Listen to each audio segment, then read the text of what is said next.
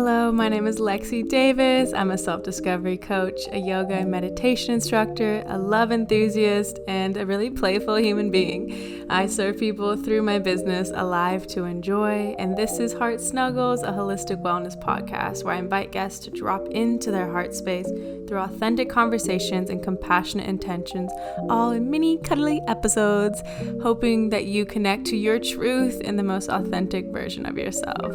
I hope you enjoy. Welcome, everyone. We're so happy you're here today. And I have a very special coach. She was my marketing coach a few months back, and I thought I would bring her on because she was so knowledgeable. So if you want to introduce yourself a little bit.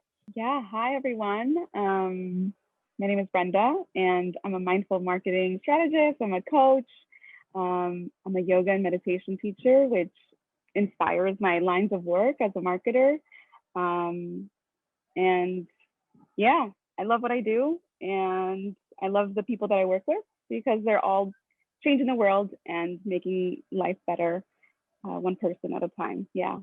That's so awesome that's the best part about being entrepreneurs. You get to choose who you work with and support the people that you want to support. Yes, yeah, and it definitely I definitely do get to choose a lot of the time, and sometimes we don't get to choose because you got to make money or you're just like doing it. But for the most part, I always love when I can work with like conscious people, conscious brands, conscious entrepreneurs, people on the route of just like loving people, loving other people, loving themselves, and wanting to share that love with others. Yeah. So beautiful and heartwarming. Yeah, What got you into marketing? that's a good question. It was so random. For whatever reason, I did do business in my undergraduate degree, but I didn't take any marketing courses.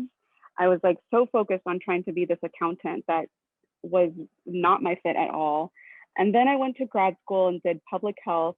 And my one of my first jobs after grad school was at a health startup. And we were tiny. We were like a team of three. So we were doing a little bit of everything. I was hired to do business development slash sales.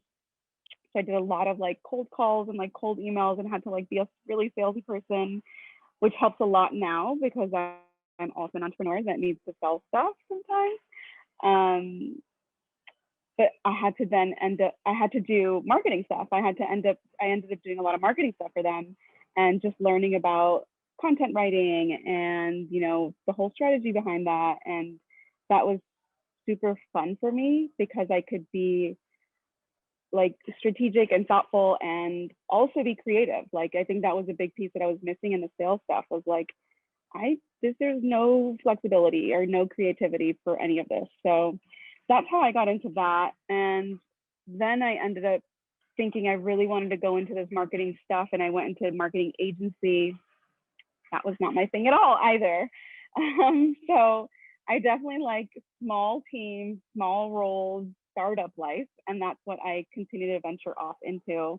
I then made my way over to a yoga startup in New York City and was the head of the marketing there, as well as a full-time yoga teacher for them. So that was a pretty fun combination of things, like really finding my two ways, and probably the beginning of how I brand myself now as a mindful marketer. Yeah, probably the beginning phases of that. I love that you've listened to what feels good and what you resonate with and what doesn't, and you follow that. So how have you been able to follow those pings, like when you're like, this is not where I want to be, and how do you listen to that? Oh my God, I don't know. I literally was, talking all the way back from like when I was in accounting. I was a early 22, 23-year-old, and I felt the ping strong. I was like, this is awful. This sucks. And I was like, well, I'm just going to quit. And I just quit. I literally just quit, had no backup. I was like, I'm just going to move back with my parents and apply to grad school. And I know that some people, get, depending on the type of intuition that you have or that you carry, you get the different senses. And for me, it just really comes in as a knowing. Like I just know. I'm just like, this is a time to leave and this is a time to move. Not to say that it happens every time like that, but it's often just very obvious. And it's often just like go with that feeling, go with that really obvious thing that if this isn't your thing, then yeah. And sometimes I do ignore it, and the universe then tells me in different ways to you're ignoring it. Yeah.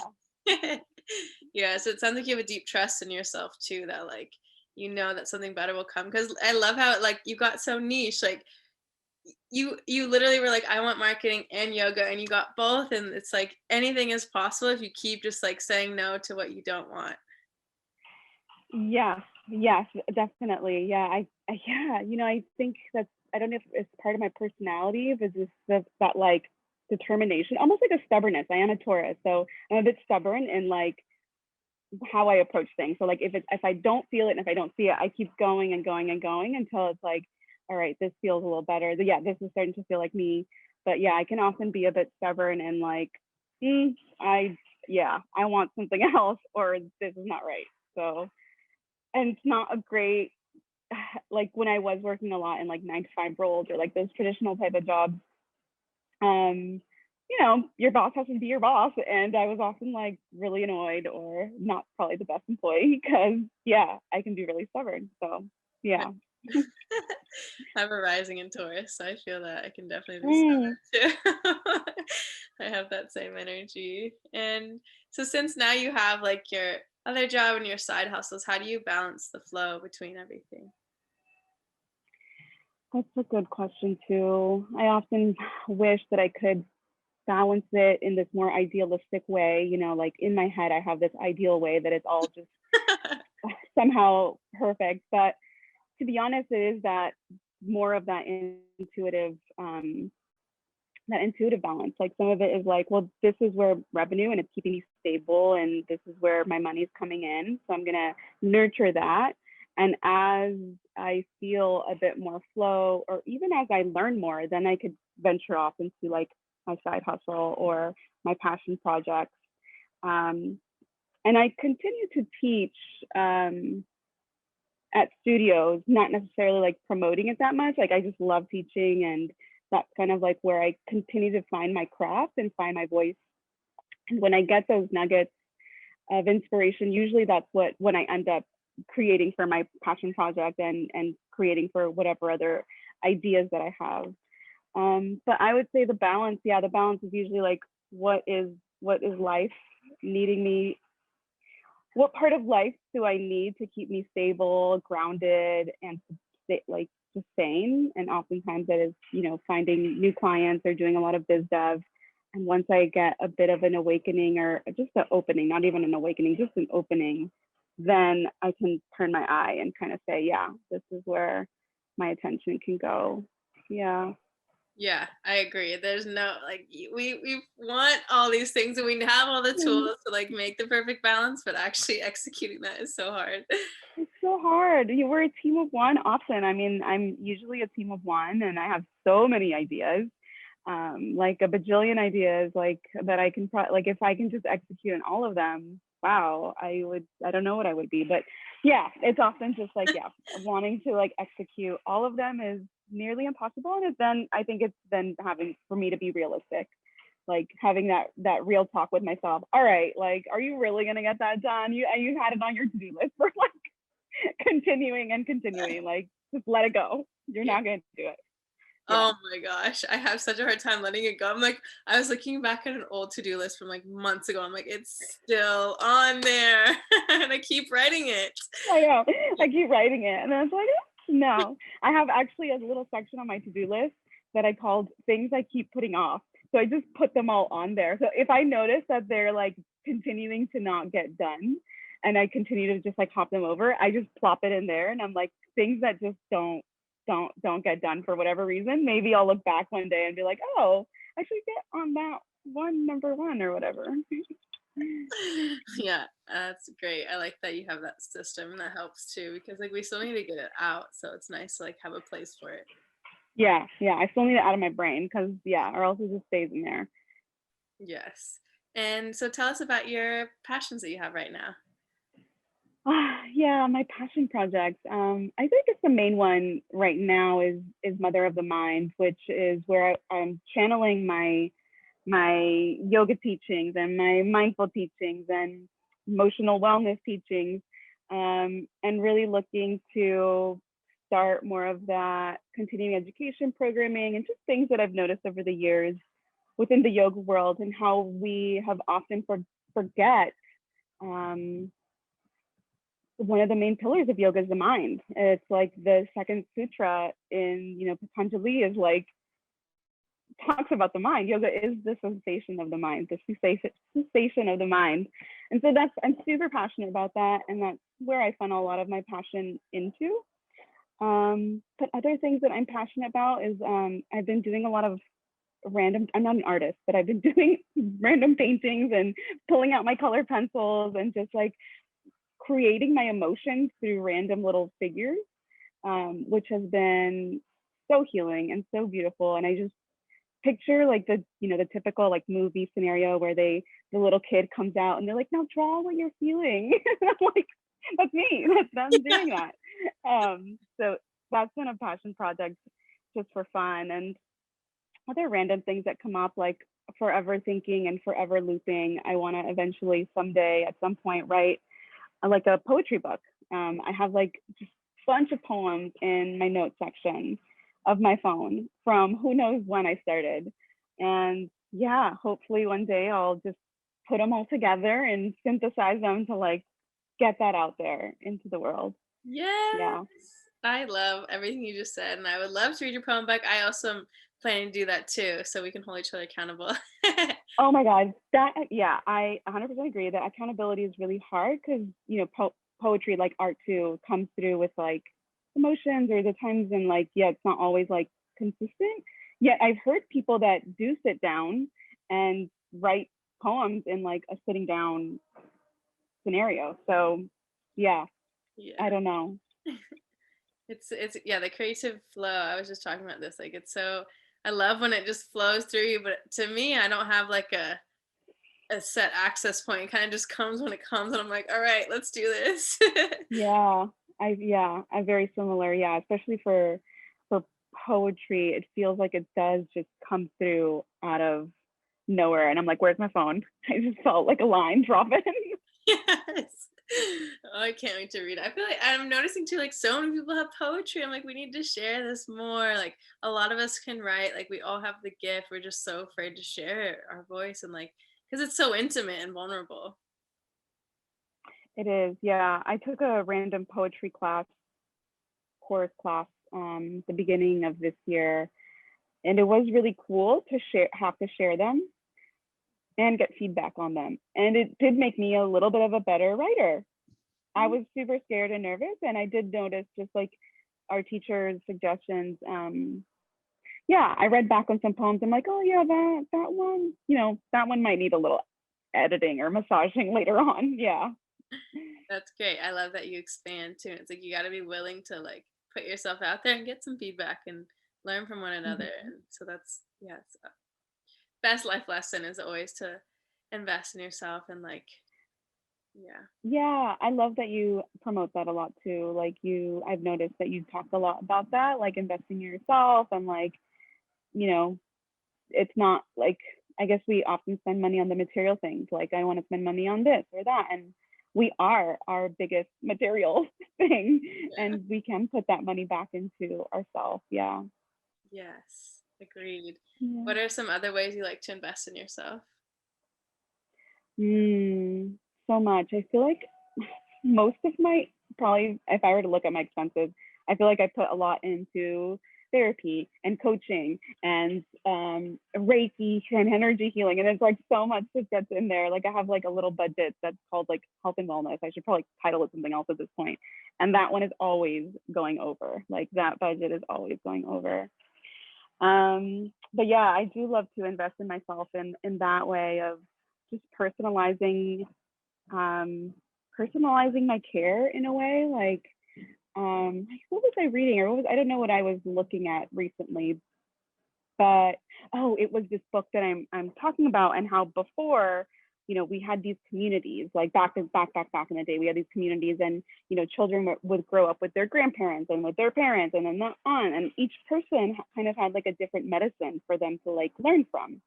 And then I was like, yeah, I guess that's why I have a coach, and that's why I have a therapist, and that's why I have my spiritual teachers. And, I need an array of people to, yeah, support my human experience, because it can often be really overwhelming for me as a sensitive human being.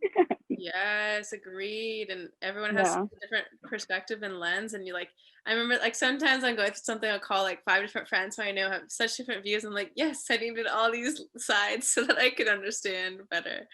Yeah, yeah, it's so healing. It's so healing to just hear that and then like process it yourself and sit with it. And yeah, so I definitely spend a lot of money, but in a good way, on that. And that's what I love to invest my time and energy on. Agreed. Agreed. And for your being sensitive, how do you deal with that? Because I'm as well very sensitive. Hmm. It is like a constant reminder, I think, that it's, for me, that it's okay to be sensitive, or that it's okay that I'm crying, or it's just this constant like nurturing that I forget a lot of the times, right? Like I'll forget, or I'm like, frustrated, or I'll be in this anxious mode for weeks on end. Um, and then a reminder will come through from either a loving soul, either like a coach, or either a friend, of just something reminds me to step back into that bubble of care, I guess. Yeah, it's like a little bit more nurturing. And yeah, even just saying like I'm sensitive. I don't think I ever really said that out loud to people, or I don't know. We never talked about that growing up, of like, why is Brenda crying all the time? Well, she's sensitive. Yes. It was just like, stop crying all the time. Yeah. Yeah, I feel that too. And being sensitive, you feel everyone, so you want to help everyone, but then it's like, okay, wait, I need to get back to myself and I need to protect myself for a little bit because I can't just constantly give everything out. Yeah. Yeah. Yeah. And I think that is a quality of a lot of people, sensitive people too. And I've noticed, yeah, a lot of yoga teachers, we do that a lot too. Like maybe I'm generalizing right now and I shouldn't be, but like we care. Usually teachers care so much, and they love their students, and they love their classes. And for me, at least, my experience was, then I ended up burning myself out, and I had to step away from it to then be able to, like you said, give myself back and nurture myself and care for myself, give to myself. Yes, yes, yes, yes. So important as anyone that's giving a lot to others to take that time, which also goes back with Mm-hmm, investing in mm-hmm, yourself too. But now I want to talk mm-hmm. about marketing and like what are some staples that you think entrepreneurs should focus on with marketing? Such a good question. I think that it's often really alluring to step into like ads, Facebook ads, or like step into like something that's a bit flashy. And I want entrepreneurs, and I guess maybe this is top of mind because I'm working with like a startup right now, to really spend time on that beginning foundational aspect of marketing. So building that brand identity, and really developing and nurturing your messaging, and how the whole essence kind of feels like. The way that I think of it is like the background, or the soul of your business. How is that all landing inside to then be able to articulate it well enough to your public and know who you're speaking to, with then the ads or your content like social media. um, I think that's a really important piece of like really focusing and paying attention to like, who are you trying to serve? How are you going to say what you're trying to serve? Like, how are you going to say that? um, and just spending a little bit of time, like, yeah, understanding the nature or the power around words, because the digital marketing is all a lot of, and now it's video, obviously now it is on video, but those are like little like attention grabbers. Like video is like little attention grabbers. A lot of the times it is based on a word or a call to action that eventually then leads them down into whatever sales funnel or whatever marketing stuff that you start to put out. Yeah, is that kind of answered it? I feel like I rambled a little bit, but Yeah. Well, it's hard to yeah, really to answer that. Like it's such a big question. So yeah. And each marketer is going to have, their own perspective, their own knowledge, and their own perspective on what is a pillar. But I do think that a lot of marketers will agree on like the importance of like really having your foundations in place. That can often be overlooked because they're not taught to us, especially for new entrepreneurs. They're not really taught to us like how to develop those foundational marketing aspects. Yeah. Yeah, and like, yeah, before I met you, I was so overwhelmed. I'm like, I don't know, like, I don't know anything. Yeah, you had really beautiful processes of helping me understand like how to get what my brand is and my vision and those things through your like fun little quizzes and Yeah, we did a little mini revamp of just like, it's not even a lot. It didn't even take that much. It was just like wordsmithing and then like cleaning some stuff up and then like syncing it all together so that it felt like, okay, this is coming from you. Um, and yeah, I think when it's not clear, we end up, and I do this all the time, we end up like changing a little word here or changing an image there. And then it kind of looks like mixed and matched. And then it doesn't feel like one cohesive thing. And yeah, those little edits and those little tweaks end up like, yeah, moving away from your whole essence or that whole foundation that you're trying to build.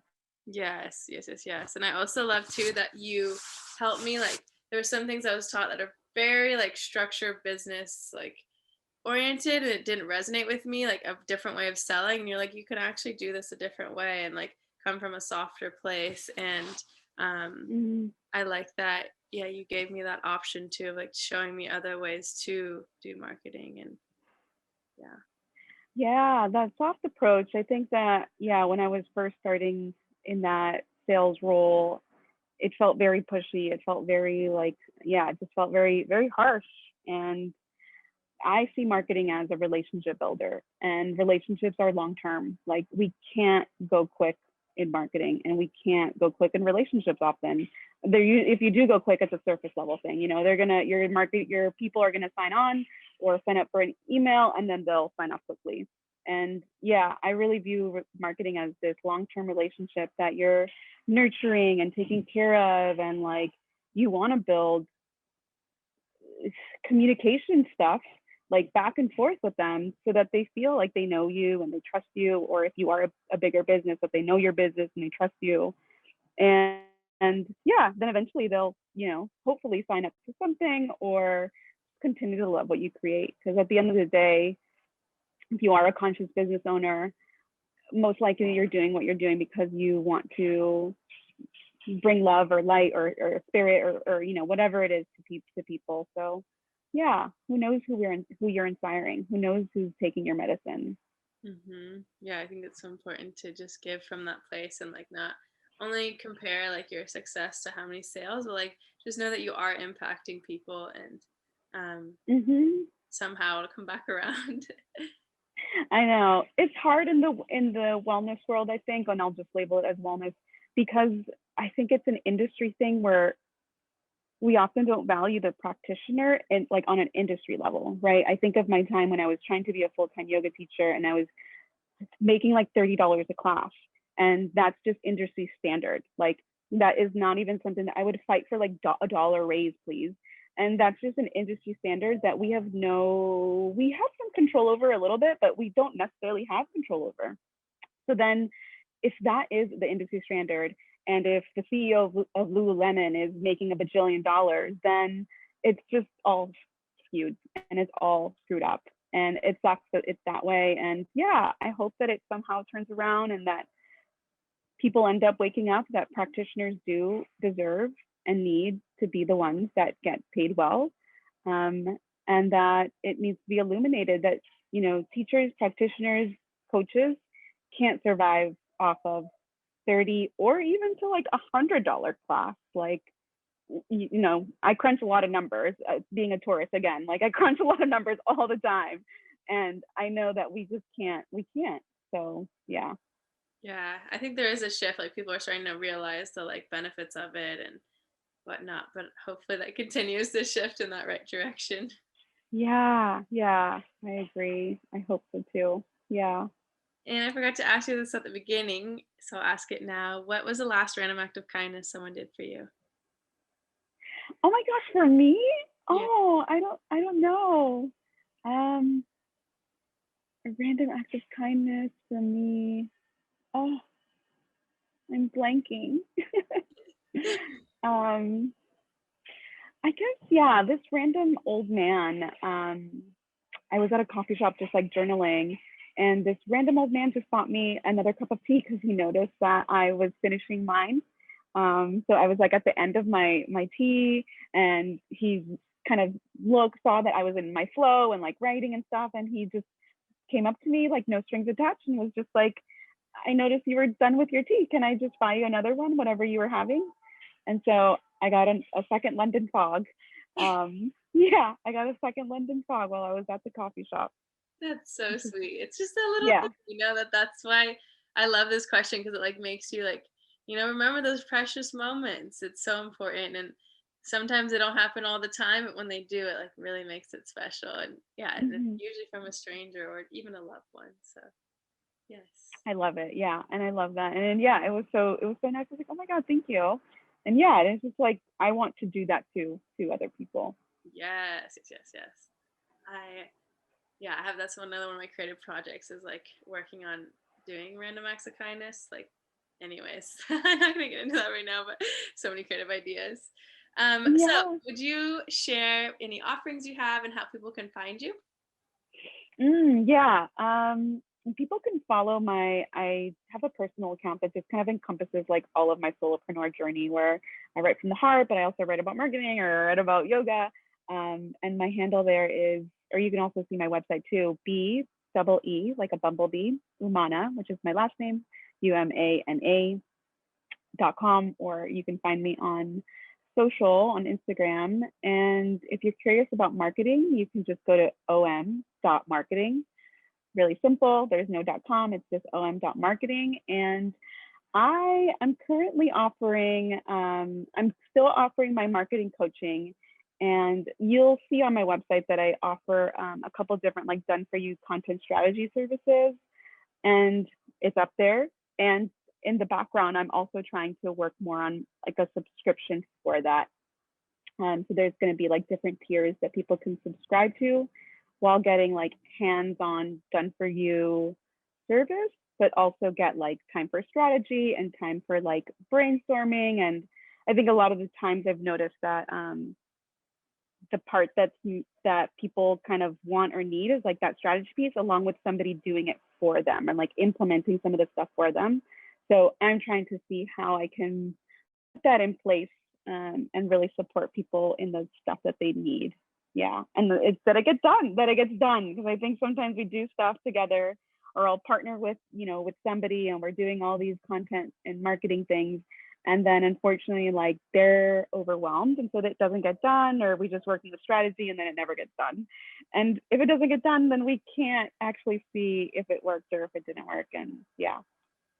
Beautiful. Yeah. Yes, I highly recommend. She's an amazing coach, and it's just nice to have that support along the way and to help you get it done. Like you said, like even with you, I was like, oh, sometimes I didn't want to do it, but it was so nice to like have you there. I was like, okay, I have someone watching me. Like, okay. Yeah, and like having those sessions, right? Because I think that like I space them out. Like I think I still do this. I space them out 3 months. So you get one each month. And some people have in the past have requested to like do it a little bit faster, but they have not done the work or the homework. And I'm like, no, we're gonna stay with the spaced out because it gives you the time and the space to, yes, like check out a little bit and like procrastinate, but then you have this date where you're like, oh, I need to get it done by the time we meet the next time. So yeah. Yeah. Yes, yes, yes. Amazing. Thank you so much for being here. And I'm so excited to see Yeah. what else you create. Yeah, I'm super excited too. And yeah, I'm like a mix of things, so people can talk to me about business, they can talk to me about yoga or just about themselves. Yeah, I'm an open book. Thank you so, so much.